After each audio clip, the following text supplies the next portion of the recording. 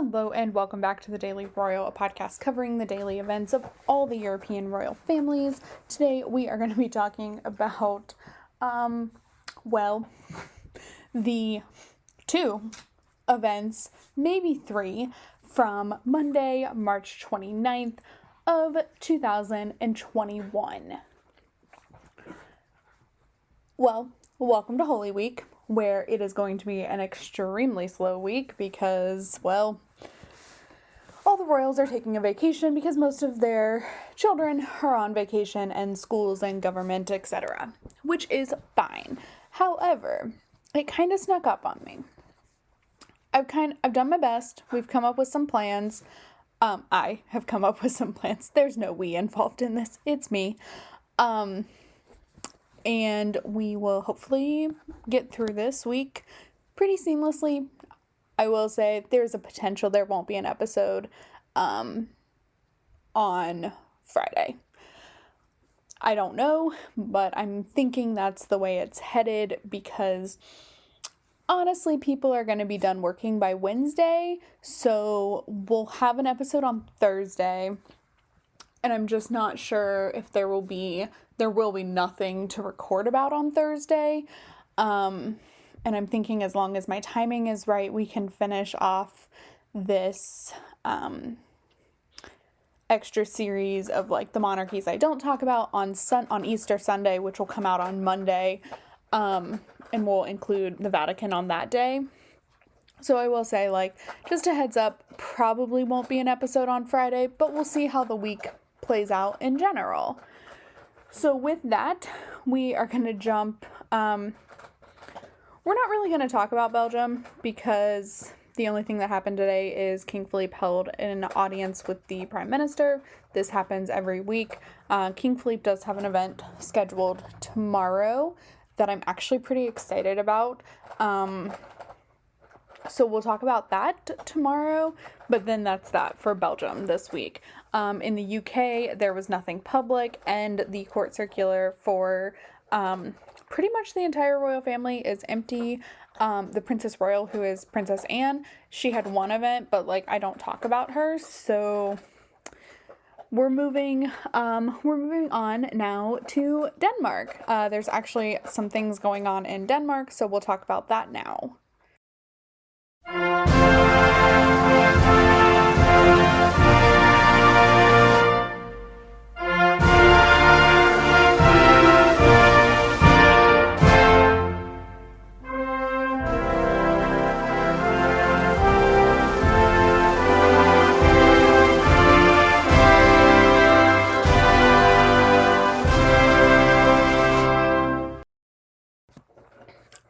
In Denmark, there, I think, was an event. I'm actually going to check because when I wrote my outline, nothing had been updated, but I've seen one picture come across. It is a really bad picture, so I don't think it came from the Danish Royal House's website, but let me just confirm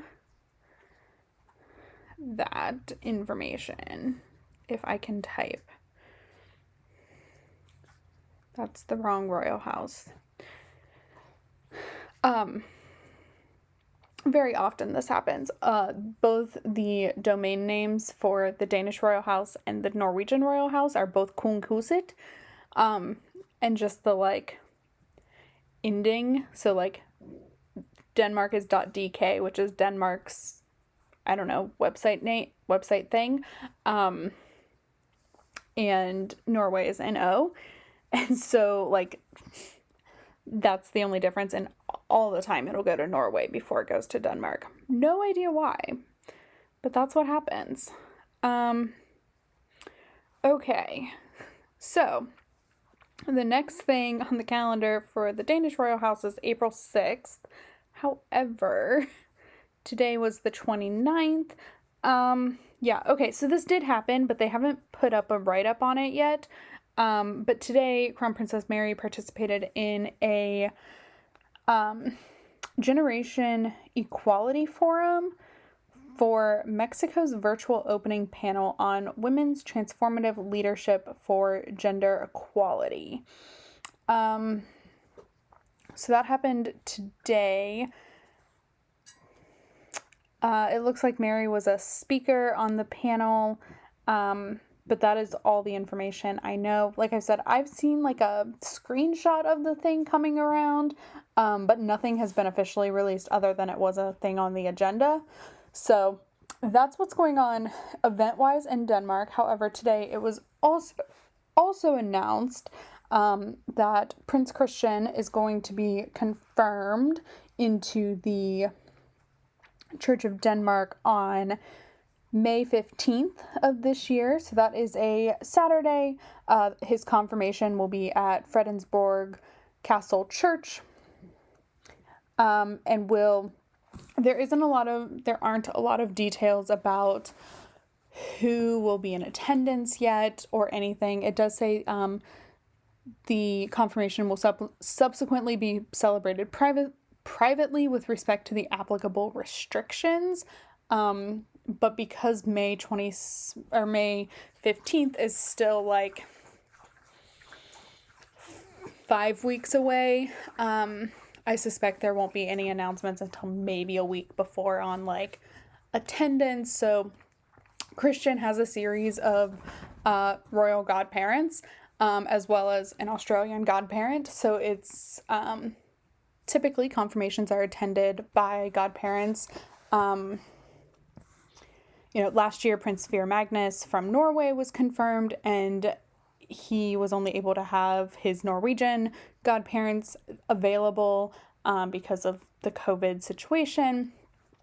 The year before, or 2 years before, I can't quite remember, Princess Ingrid Alexandra went through her confirmation, and she had all of her godparents there. So this will probably be like a hybrid. Most of Christian's godparents are Scandinavian royals, so Norway and Sweden. So we'll see what happens. But that'll be a potentially interesting event. It will be interesting no matter what. But it'll be a potential gathering of more than just royal family. I don't know. We'll see. I'm like looking for a spark of hope of anything at this point. So that is the announcements from the Danish royal family. And now we're going to skip a whole bunch of other families because it's Holy Week. And we are going to go on to Spain now.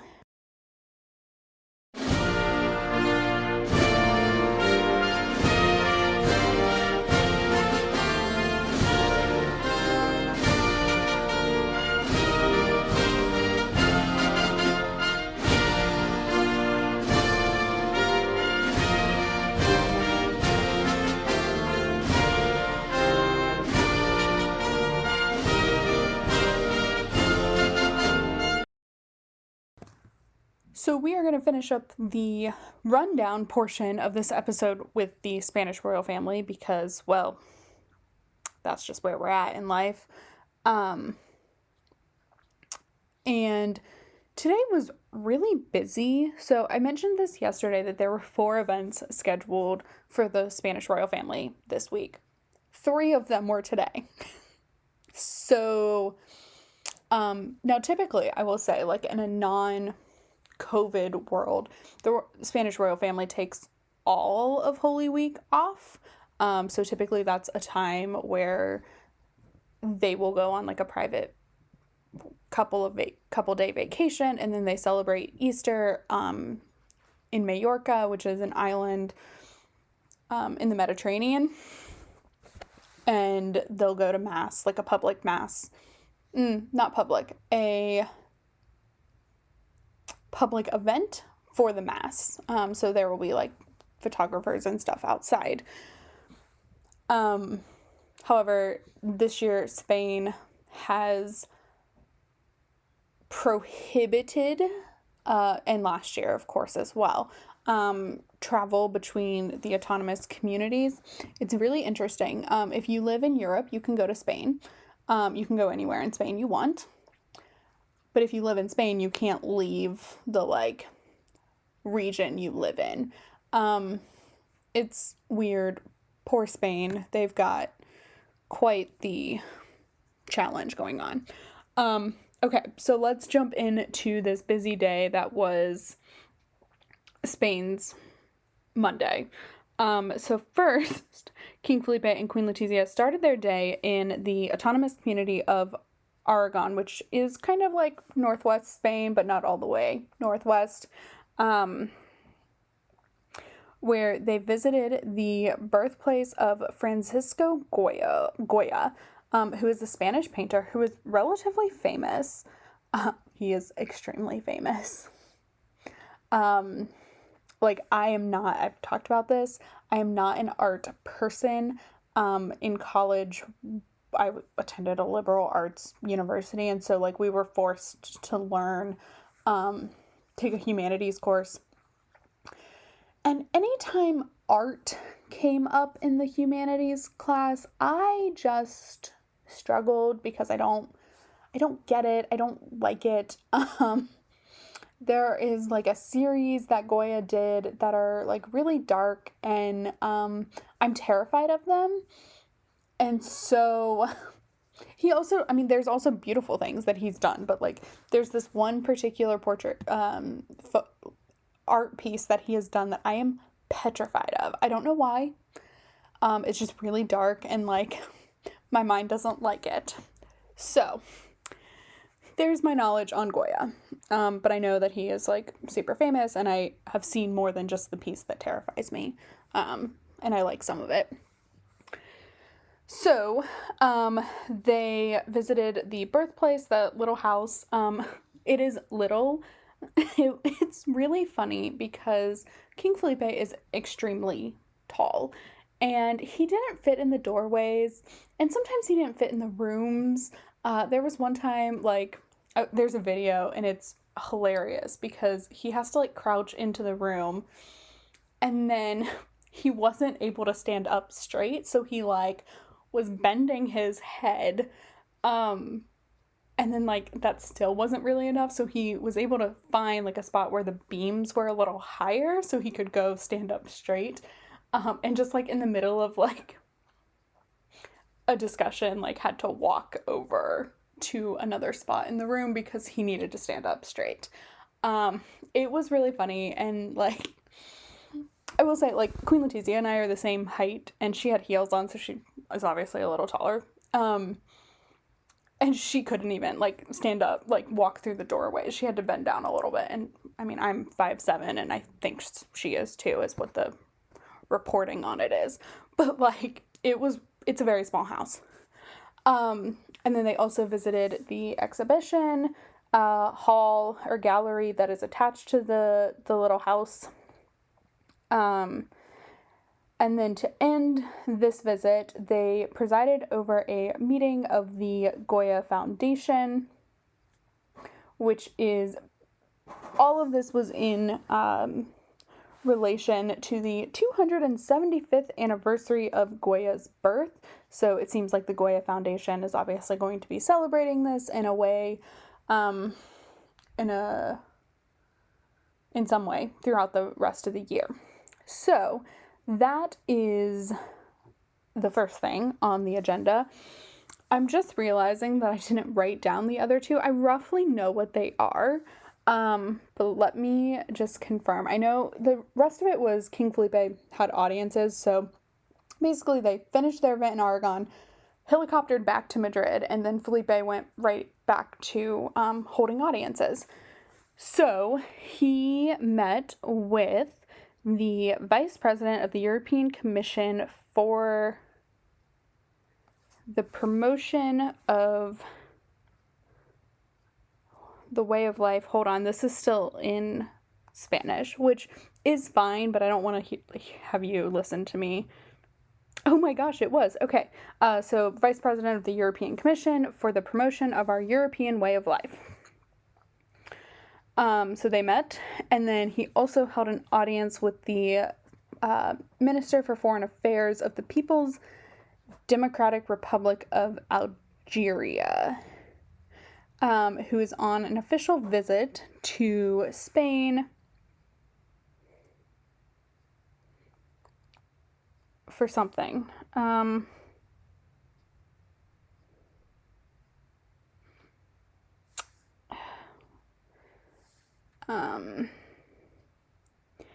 And so basically the conversation was about, it was basically just a bilateral in a different format. So it was an audience about the bilateral relations between Spain and Algeria. And if I'm remembering correctly, Algeria is fairly close in proximity to Spain. I think Algeria is in North Africa. Yeah, so it is just west of Morocco, which is literally directly below Spain. So they are probably a country that do have at least a relationship. I'm not sure if that relationship is good or bad, but they have one. So those were the events for King Felipe and Queen Letizia today. Like I said, there's one event scheduled tomorrow, and then they will have a Easter Holy Week vacation. They are not going anywhere. Like, Casa Real has made that very clear. They're abiding by the restrictions. I'm calling it a vacation because they won't be working. They might do some office work on Wednesday is what the release said, but like, it's not even a release, but like the conversations with the press. And then Thursday and Friday through till next Monday are empty. So that is what was going on in Spain. Now we are going to take a quick break and pick back up with our next 5 monarchies that we don't talk about ever on this podcast. So here we go. All right, welcome back. I just took like a second to move the little record button, and that's it. But you guys may have heard an ad, I'm not sure. So we are starting off where we left off yesterday, which was with Cambodia, and now we are moving to Eswatini, which used to be Swaziland in Africa, but in 2019, Swaziland became Eswatini to remove their colonized name. I didn't know this happened. I honestly, when I was doing this, thought this was a country I had never heard of, which it is, but I had heard of Swaziland. So just a little fun fact, Swaziland no longer exists, and it is now the country of Eswatini. Use that instead of Swaziland, because colonization is crap. Coming from a country that was also colonized. However, has done its fair share of harm since then. So, okay, so Eswatini is an incredibly small country in the south of Africa. Like I said, it is formerly Swaziland, so it is comprised mostly of ethnic Swazis. The king, who is Mswati III, has absolute authority in the country, so I think he's able, like, he appoints everyone and is in charge of major policy decisions. He currently has, because this is a thing, 15 wives and 23 children. And he's not allowed to claim a woman as his wife unless they have already brought him a child.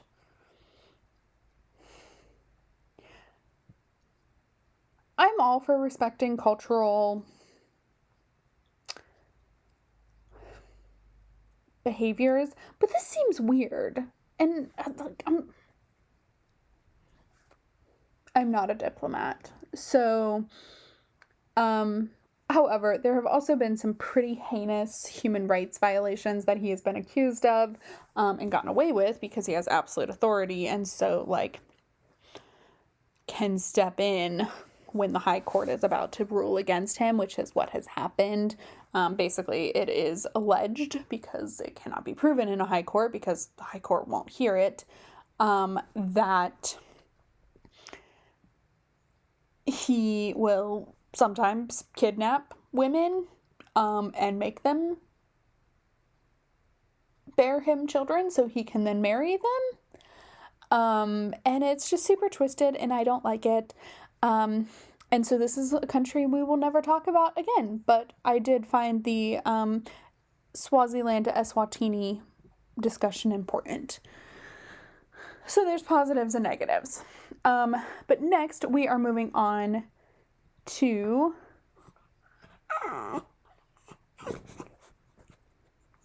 Japan. Sorry, I was doing the alphabet in my head because somehow I wrote this down wrong. Okay, so Japan is in Asia. We all know where Japan is, right? It's a small island. It's not really that small, but it's an island country in the Asian Pacific.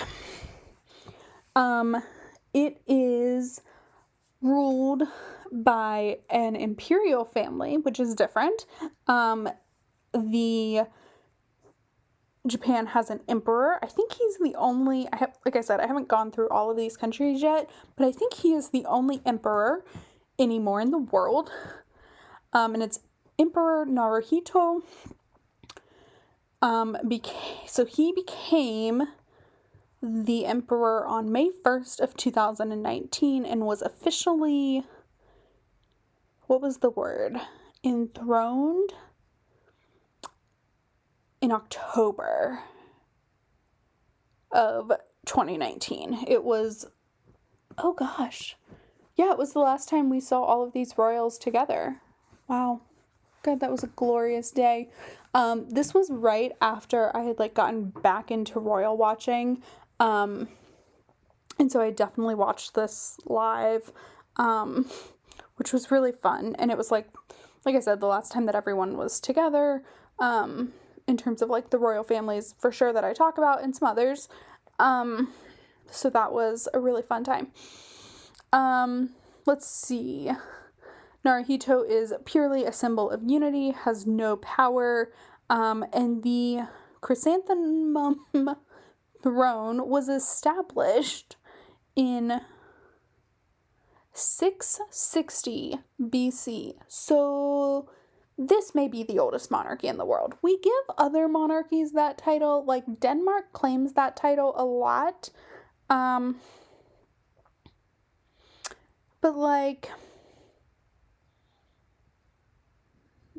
660 BC is hard to beat. So that is thoroughly impressive. Yeah. Okay, so that is Japan. I love the Japanese royal family, by the way, the imperial family. They are one that I would like to talk about more. And honestly, the reason I don't is just because of conserving time, and also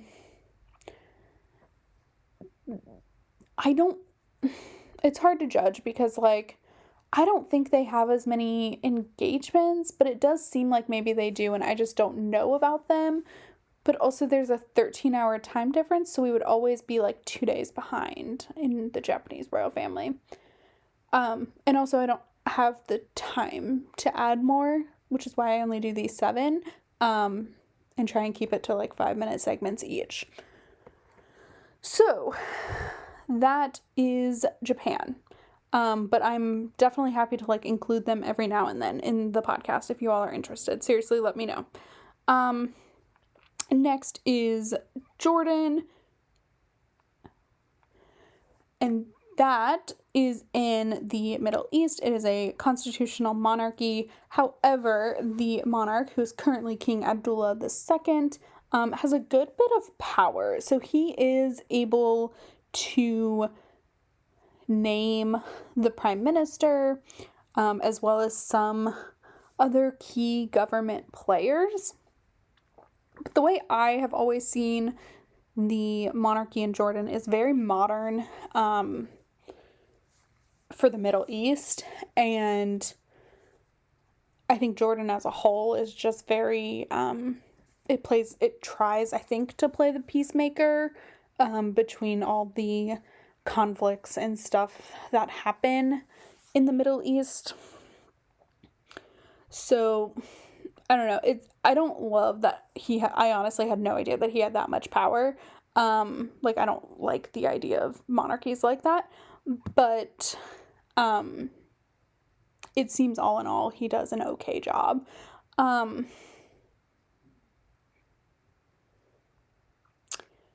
so yeah, like I said, a fairly modern monarchy in the Middle East. So that brings us now to Kuwait. Kuwait is a country in the Middle East that I honestly couldn't find that much information about. Um, and I think that's because the emir is still relatively new in his position. So the emir was, the former emir died in September of last year in 2020, and then the new emir was not really selected, but like processed through. Technically, Kuwait is a constitutional monarchy. However, the royal family holds most of the government positions. So I don't know if we really call that a constitutional monarchy, but technically it is. So the current emir is Nawaf al-Hamad al-Jaber al-Sabah. And I think his crown prince is like 90 years old. It's his cousin or something. The emirs are able to name their own crown prince, and it doesn't have to be like their firstborn son. So the current crown prince of Kuwait is like really old. He is the oldest crown prince in the world, which is frequently held by the Prince of Wales. But anyway, and then we are going to end with these monarchies today with Lesotho, which is a small nation in Africa, where the monarch has no legislative or executive powers. The current king is Letsi III, who was declared king in 1996. And apparently this is kind of where it's like, he's not technically elected, but kind of. The Lesotho Constitution states that there will be a college of chiefs who can pick the king, assuming there's not an appointed successor. So I don't know if this means that, like, King Letsi can pick his successor and then the college of chiefs have to go with that, or if it's kind of understood that he won't pick a successor and they will pick it. I don't go into it that much. But anyway, it seems like a half elected system. So that is where we're ending. We will have 5 more tomorrow. And then we'll do 5 more. And then we'll probably have like a really strange episode that comes out on Monday. That may just be me like taking a deep dive in the Vatican. I'm not really sure what this is going to look like yet. We're just going. So I might look at like Easter's past and kind of talk about traditional Easter traditions in the royal families and things like that. Not really sure yet. So yeah, this is where we are ending today's episode. I will have pictures up of the Spanish royal family event on the website, thedailyroyal.com, the Daily Royal on Instagram. But really that's all that happened today. I am saving all of the pictures of the royal families that I talk about, and those will probably all go up in like a special post online that'll happen when I'm probably done, so on Sunday night. But yeah, just, I know this week is going to be weird. Thanks for hanging in there. I will talk to you all tomorrow. Have a great rest of your Tuesday. Thanks so much for listening. Bye.